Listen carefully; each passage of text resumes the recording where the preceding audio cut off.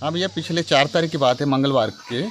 मैं उस दिन यहाँ गोरना का मेला था, मेरे को संडे को खबर मिला था, तो मैं वहाँ से थोड़ा माता जी का दर्शन वास्ते अपने से किसी को भी ना बताए, मतलब श्रद्धा इस हिसाब से मैं नारियल को अगरबत्ती लेके आया हुआ था। मेरे को जानकारी नहीं था ऐसा होगा बोल के। वहाँ आने के बाद एक आदमी को लेके आया था साथ में, नया पारा से। आज वहाँ पहुँचा, उसका पूजा वूजा होने के बाद अचानक किसी को शक हुआ शायद, तो उन्होंने मेरे से हाथ तो मिला, उसके बाद चेक किया तो मेरे उसमें आइडेंटिटी कार्ड मिल गया डिक्की में, और प्लस ये ड्रेस रह गया था। इस वजह से उन्होंने बाद में कंफर्म करने के लिए मेरे को पकड़ा।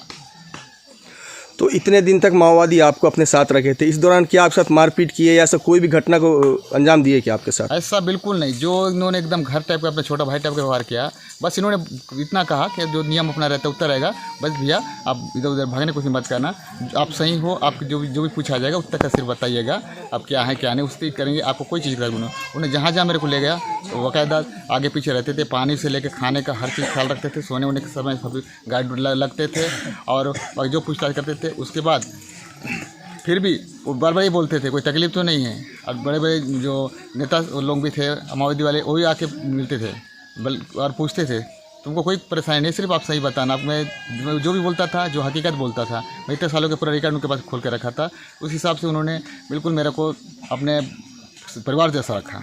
पिछले 7 दिनों से आप माओवादियों के बीच में हैं, इतने दिनों में आपको क्या लगा कि माओवादी किस प्रकार के लोग हैं? माओवादी तो मेरे को ऐसा लगा कि भगवान है, जो अपने जनता का और गरीब लोगों का दुख दर्द समझते हैं। वो सिर्फ उनके लिए लड़ाई कर रहे हैं जो मतलब जिनका कोई सहारा नहीं है। उनको अपने दुख से कोई मतलब नहीं है, वो जनता के दुख से परेशान है, ताकि उनको न्याय कौन दिला सकता है। इसलिए वो उनके ही बीच में रह के उनका ही मतलब सेवा में समर्पित हैं। अब इतने दिनों बाद आपको रिहा कर रहे हैं, रिहा करने के बदले आपसे कोई शर्त रखे हैं?